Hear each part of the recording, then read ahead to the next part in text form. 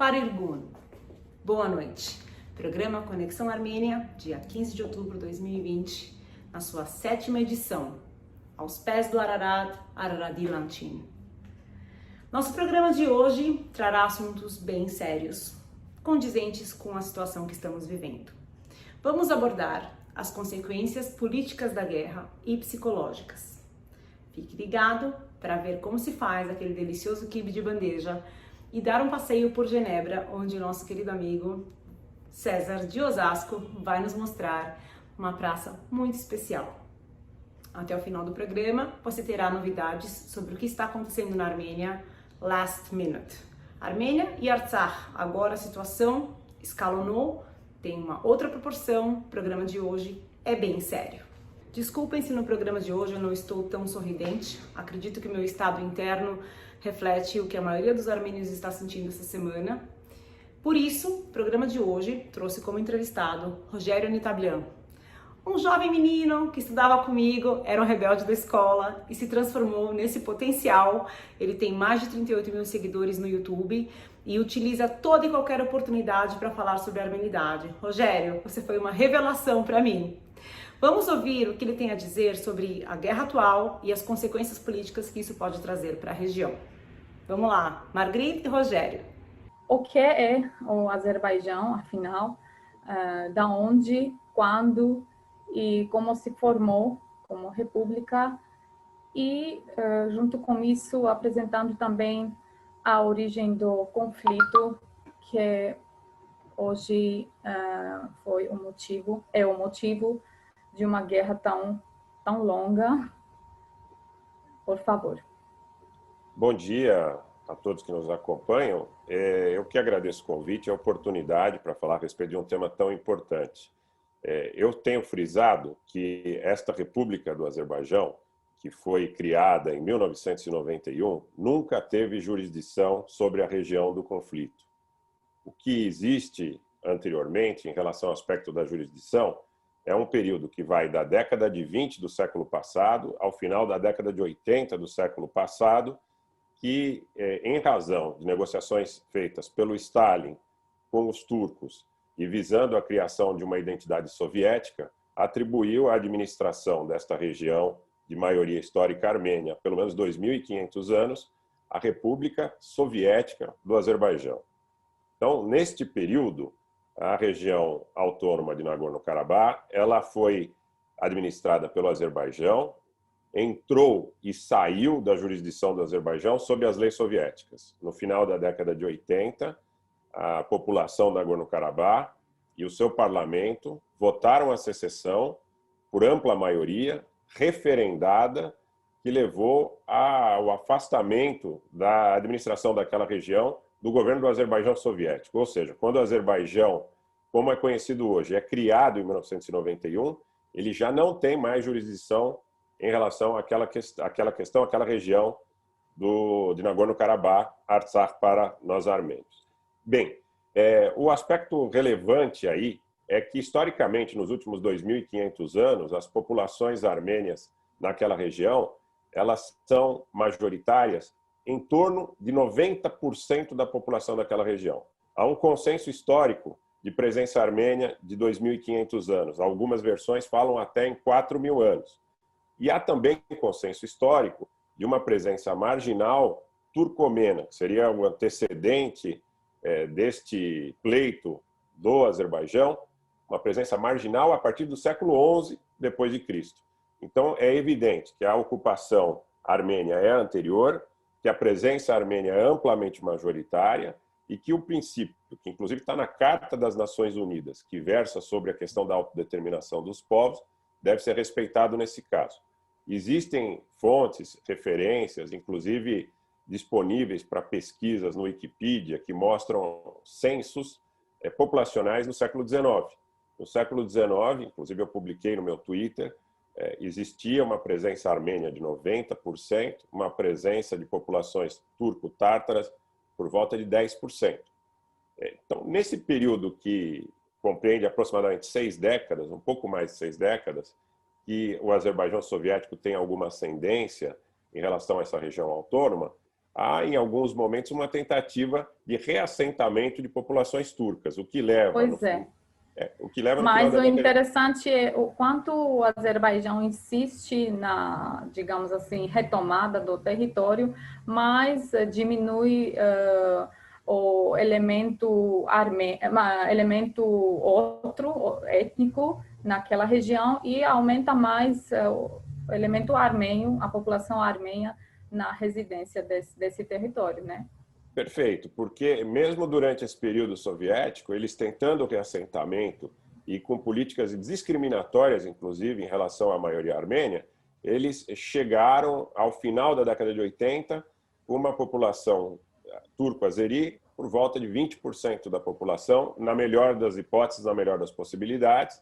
Isso fez com que, durante esse período de reassentamentos, a população armênia, inclusive, em inúmeras oportunidades, fosse a liderança soviética, como temos o caso, por exemplo, de 1977, na presidência do Leonid Brezhnev, da presença das lideranças da Nagorno-Karabakh pedindo ao governo soviético que intervisse e que já ali tentasse estabelecer algum tipo de autonomia, algum tipo de afastamento das políticas do Azerbaijão em função da repressão e das políticas discriminatórias que a República Soviética do Azerbaijão imprimia em relação às populações locais.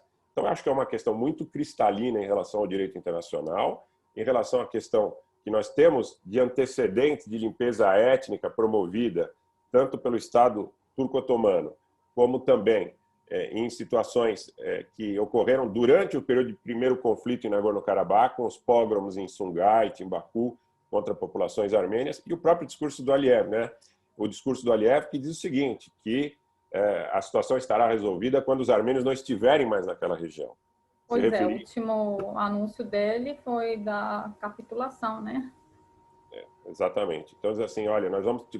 o próprio ministro da Defesa da Turquia, eu estive na quinta-feira, em oportunidade em que eu vi no Twitter uma postagem na Al Arabiya, da manifestação do ministro da Defesa da Turquia, e dizia o seguinte, olha, quando os armênios não estiverem mais em Nagorno-Karabakh, quando eles estiverem fora de Nagorno-Karabakh, o problema estará resolvido. Ou seja, todos os indícios, inclusive pelos ataques contra as populações civis, e perspectivas, riscos de que uma limpeza étnica seja ambicionada pelos turcos e pelos azeris contra os armênios. Então, chegando aos nossos dias, a imagem que nós temos são convocações das autoridades internacionais, dos políticos, dos estrategistas militares, especialistas, deputados do Parlamento da União Europeia. Ao longo desses discursos, temos jornalistas estrangeiros gravemente feridos, fazendo o seu trabalho no local dessa guerra. Inclusive, hoje mesmo foi anunciado pelo Azerbaijão a perseguição de um dos principais jornalistas, blogger do Orgonzo, que está cobrindo com suas reportagens a guerra, e ele está perseguido como criminoso por ter atravessado esse território ilegal que o Azerbaijão chama assim, o Azerbaijão. Temos igreja sendo bombardeada e uma das últimas atrocidades mais chocantes foi o assassinato do mãe e filho deficientes físicos dentro da sua casa.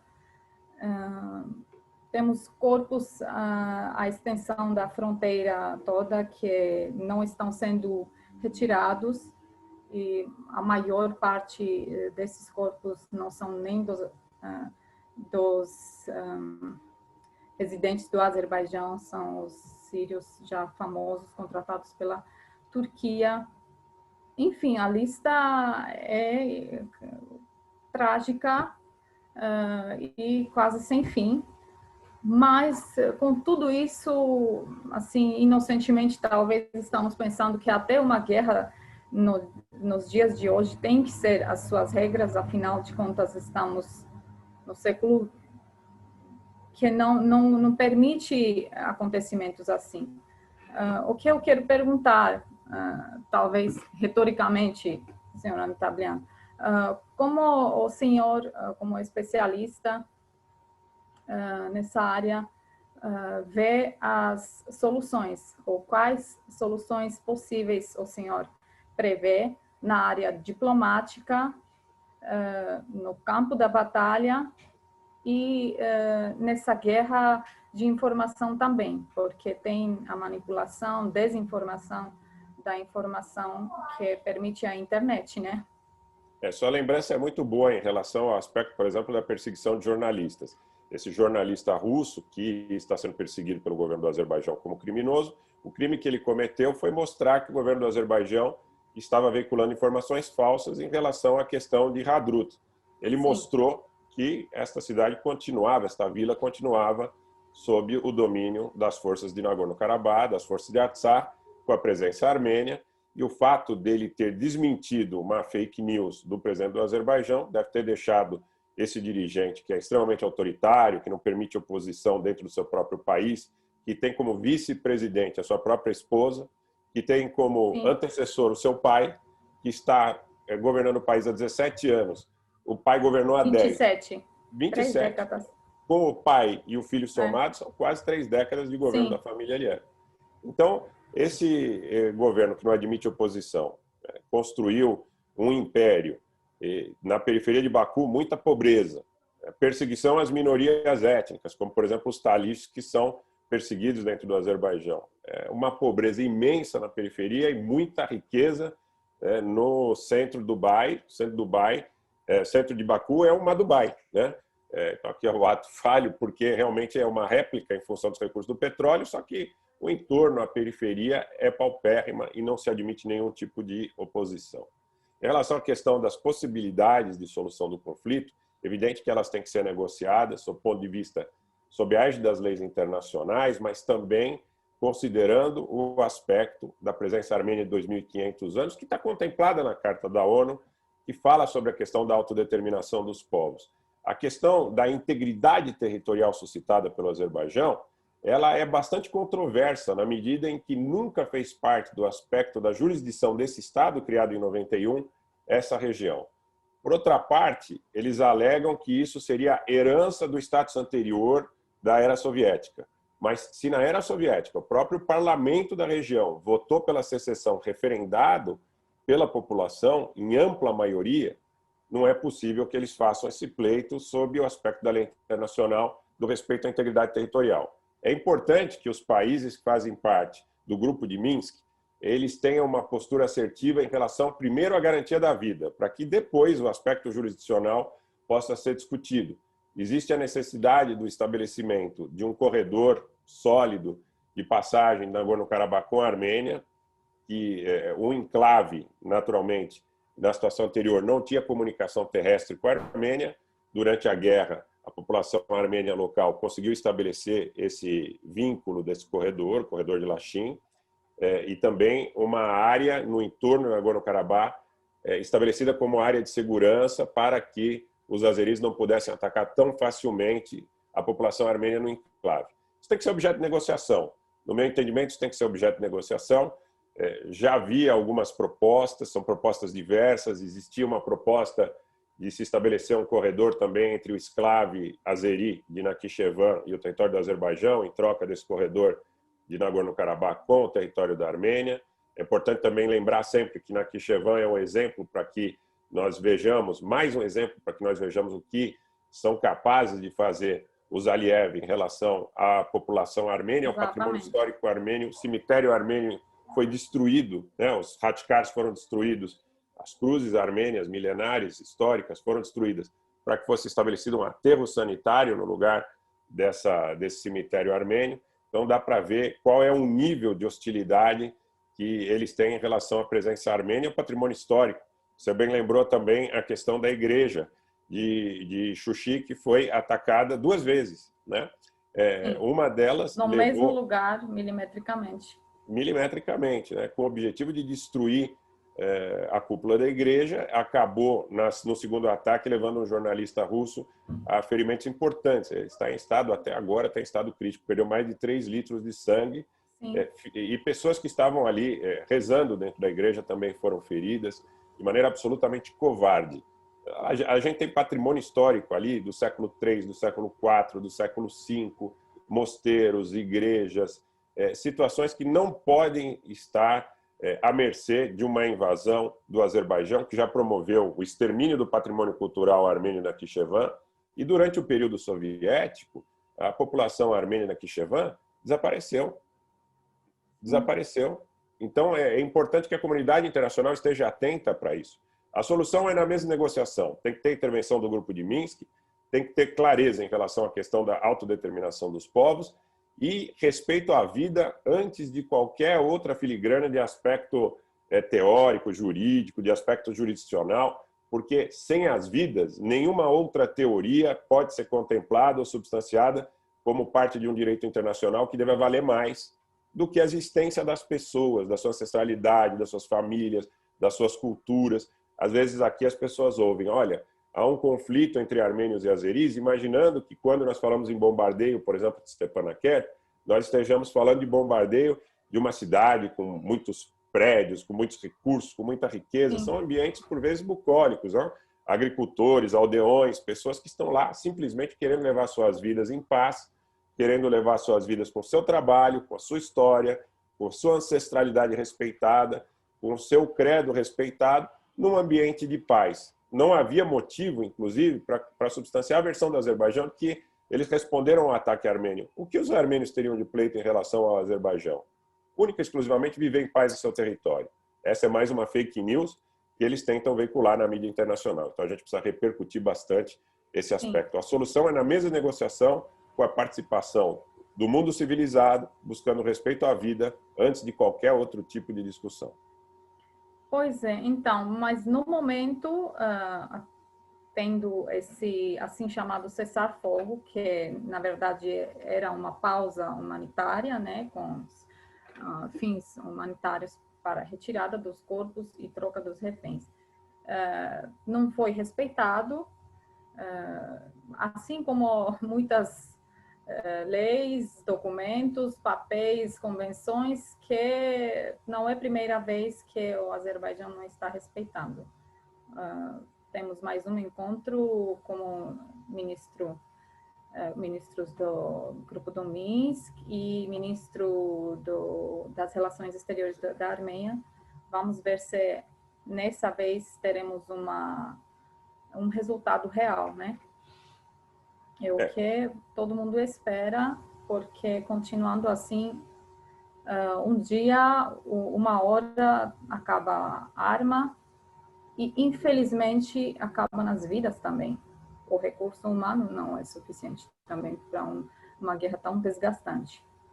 Exatamente. Ainda nós temos hoje a reunião em Moscou do chanceler da Armênia com o chanceler da Rússia, Sergei Lavrov, para mostrar a situação do descumprimento do cessar-fogo por parte do Azerbaijão, que depois de 10 horas do cessar-fogo entrar em vigor, negociação, sim. Exatamente, começou a atacar novamente a capital de Nagorno-Karabakh, as cidades, as vilas, os povoados. Quero repetir, cidades, vilas e povoados que são, sob o ponto de vista da sua construção, economicamente frágeis. É uma situação de pessoas que estão lutando ali pela sua sobrevivência. Nós não estamos falando de Dubai, nós não estamos falando de Baku, nós não estamos falando de um país que tenha recursos energéticos extraordinários.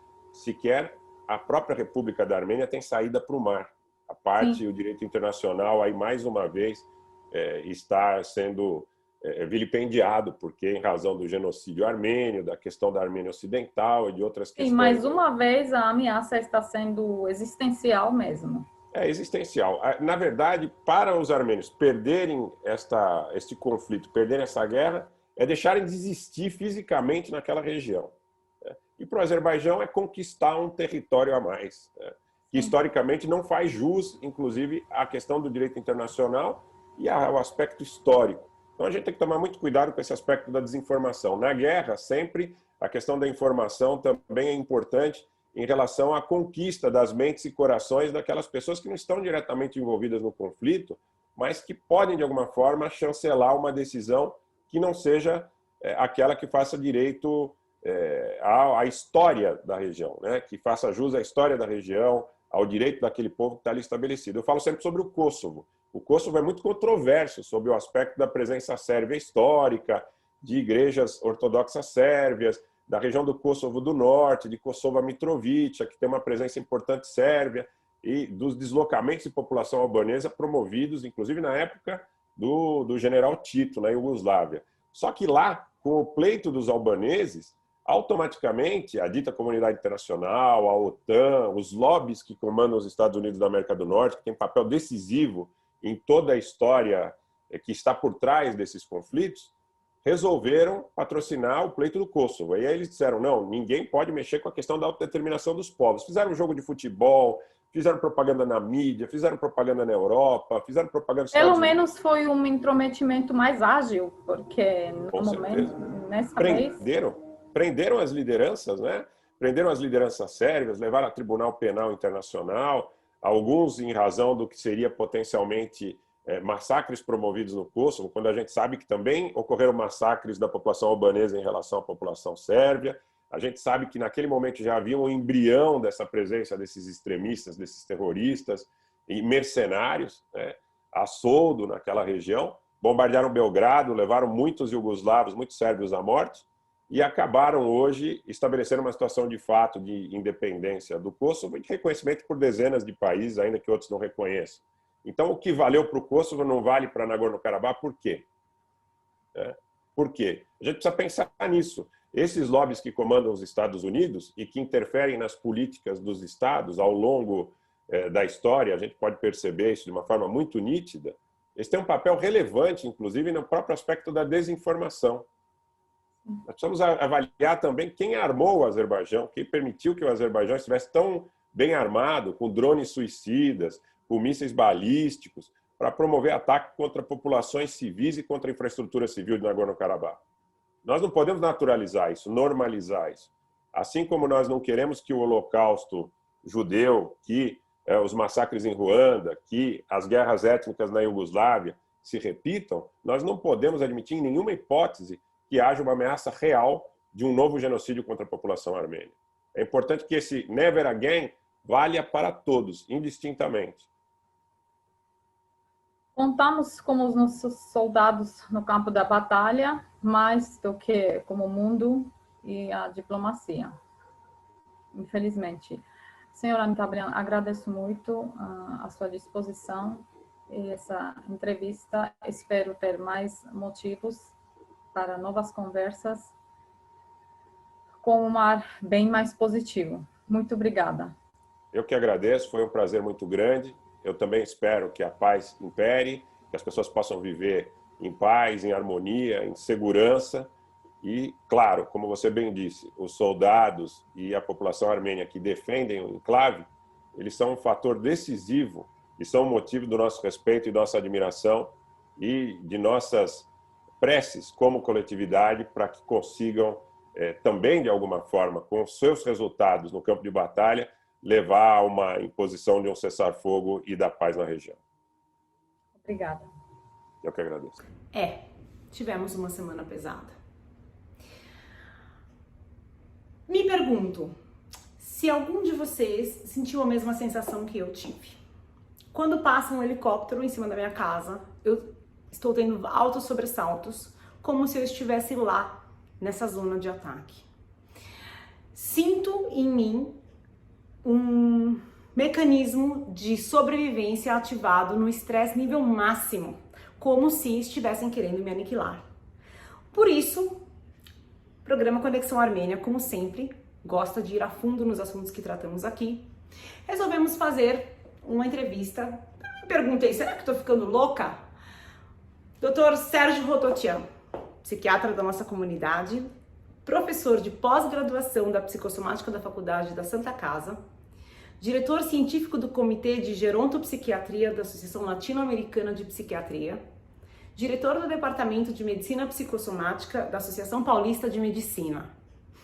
Acho que nós encontramos uma pessoa de altíssimo gabarito para nos explicar um pouquinho quais são as consequências que o genocídio deixou sobre a minha geração e quais são as sensações que esta guerra vai provocar nos meus filhos e nas próximas gerações que vêm por aí. Boa tarde, Dr. Sérgio. É um grande prazer poder receber o senhor no nosso programa hoje. Esta fase de pandemia, imagino que deve estar bem ocupada para você. Todo mundo ficando meio louco em casa e fora de casa também.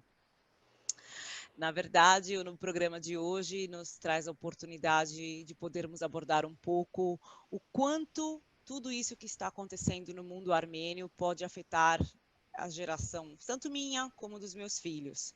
E em decorrência de tudo que eu andei sentindo nessas últimas 2 semanas, o programa Conexão Armênia achou que seria muito importante trazer uma pessoa como o senhor para poder explicar um pouco para o nosso público, que imagino eu também tenho as mesmas sensações e é inevitável nesse momento as pessoas não se sentirem ameaçadas, não se sentirem com esse medo do extermínio, em decorrência de tudo que nós passamos como sobreviventes do genocídio. Queria que o senhor explicasse um pouquinho para nós se eu estou louca, se isso é verdade, e quais são as consequências que o genocídio armênio de 1915 pode ter deixado na minha geração e na dos meus antecessores. Psicologicamente falando, né? O Rogério já falou um pouquinho para a gente da situação política e agora a gente queria tratar um pouquinho do estado mental. Por favor, doutor Sérgio. A primeira questão importante é essa sensação de que nós vamos enlouquecer diante do imprevisto, do desconhecido.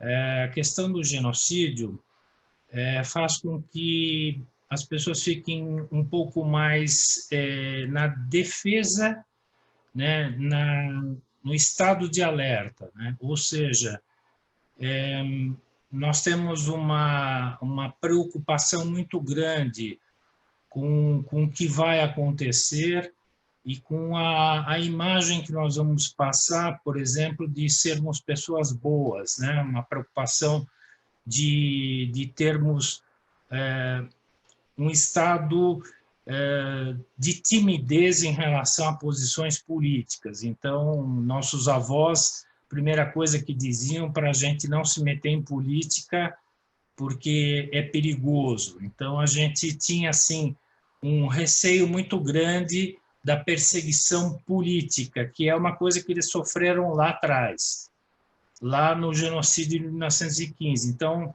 a primeira geração dificilmente se engajava em questões políticas, né? Os nossos pais, por exemplo, que acabaram... Os meus pais nasceram aqui.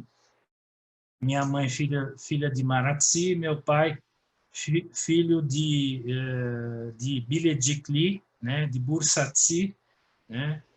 Perto de Istambul.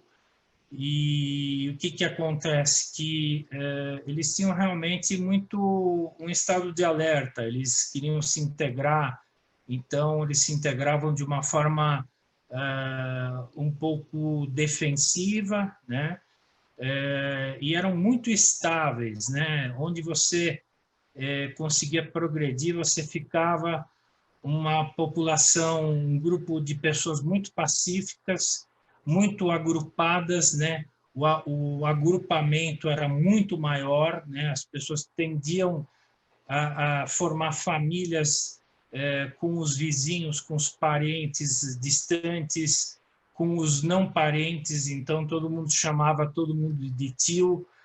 Então nós tínhamos essa tendência quando nós chegamos no Brasil, nossos pais e nossos avós, né?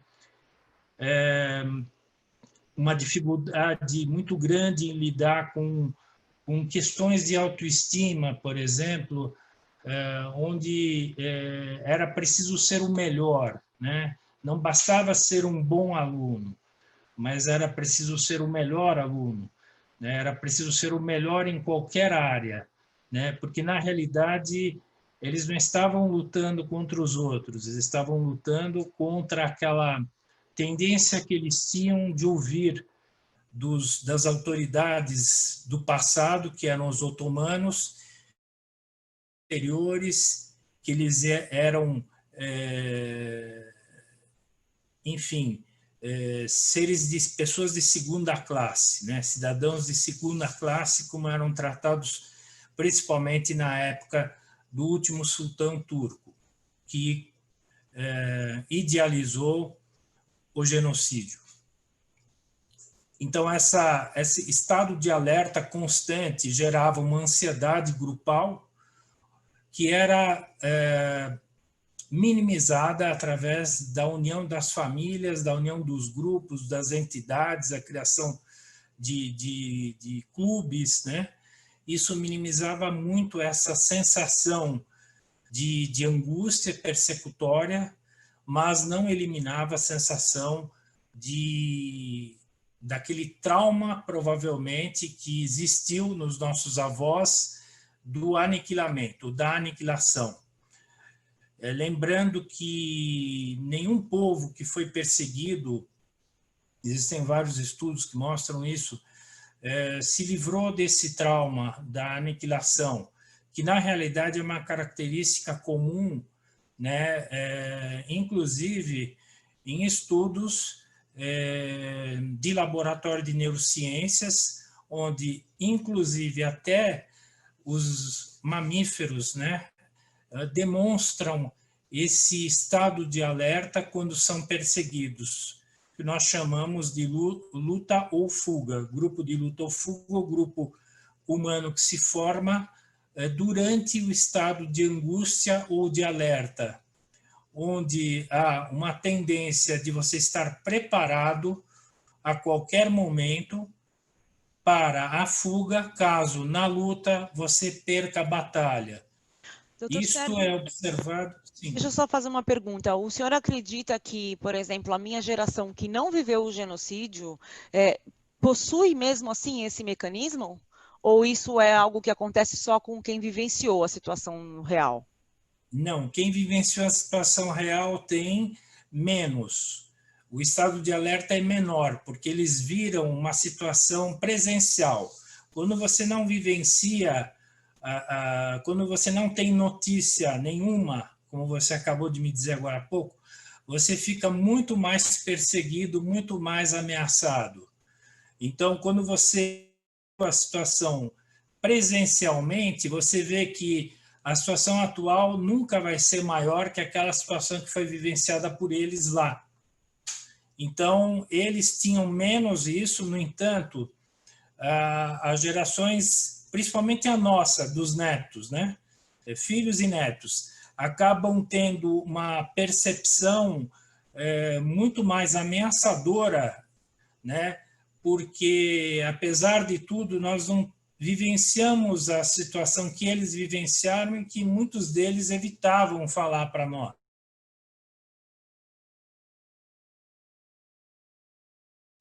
A negação nos dá muito mais marca do que propriamente o fato que ocorreu. Por isso que é tão importante lutar pelo reconhecimento, não é isso que a gente busca, doutor Sérgio? Exatamente, porque nós estamos num estado eu diria, a angústia da negação, não só a angústia, mas o fato da negação existir nos traz um estado de prevalente sensação de persecutoriedade, que nós realmente continuamos sendo perseguidos. Tanto é que isso é verdade que há 5 anos atrás eu comentei sobre isso e mostrei que, na realidade, a percepção que eu tinha é que haveria a reconstrução do neo-otomanismo, por isso que nós não conseguíamos o reconhecimento por parte da Turquia do genocídio, porque eu acreditava que aquilo não havia terminado e que nós ainda estamos vivendo o genocídio porque ele não terminou.